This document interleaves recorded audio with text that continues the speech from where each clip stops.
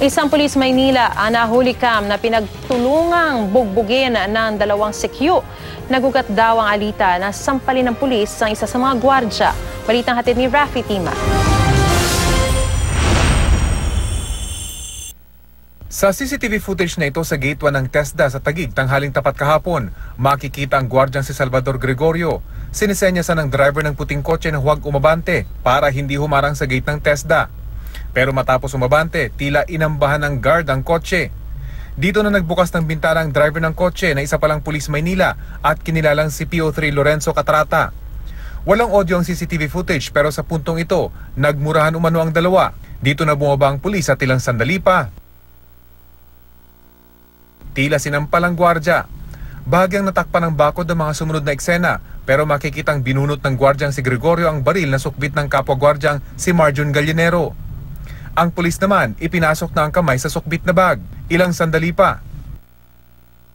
Sinapak ng gwardyang si Gregorio ang pulis habang hawak sa kanang kamay ang service firearm.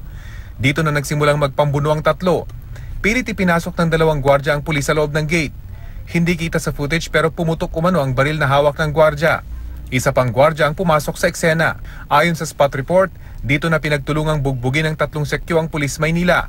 Pero sa investigasyon ng Taguig Police, lumalabas na umawat pala ang pangatlong security guard matapos sumigaw ang pulis na isa siyang alagad ng batas. Sa presinto ng Taguig kung saan nakakulong ngayon ang dalawang gwardya, todo ang kanilang paliwanag.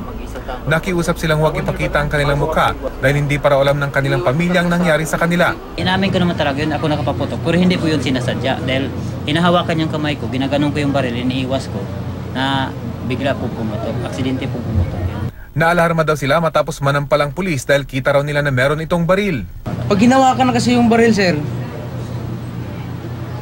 seconds lang yan pag binunot, sir. Pwedeng ikasa putok. So, nung time talaga na nakita kong hawak niya na, tinulak ko. Gate ng dalawa sa haba ng kanilang sagutan, hindi raw nagpakilalang pulis ang kanilang sinita. Sus, kung ano po lang, sir, napakilala siya, pulis ako, ganun ka, eh. Sino ba naman kami? Superior yan. Nasa babang level kami sa kanila eh. Sinampahan na ng kasong physical injury at grave threat ang dalawang gwardya. Pero ayon sa kanila, nagkaayos na ang kanilang security agency at ang pulis. Kaya matapos silang ma-inquest kaninang tanghali, buong akala nila makakawalan na sila. Kung gano'n na lang pala na hindi siya tumupad sa usapan niya, magdemanda na lang po kami dahil hindi niya kami nirespeto bilang gwardya. Sinusubukan pa namin kunan ng pahayag si PO3 Catrata na nagtamo umano ng mga sugat sa muka matapos ang insidente. Rafi Tima, GMA News.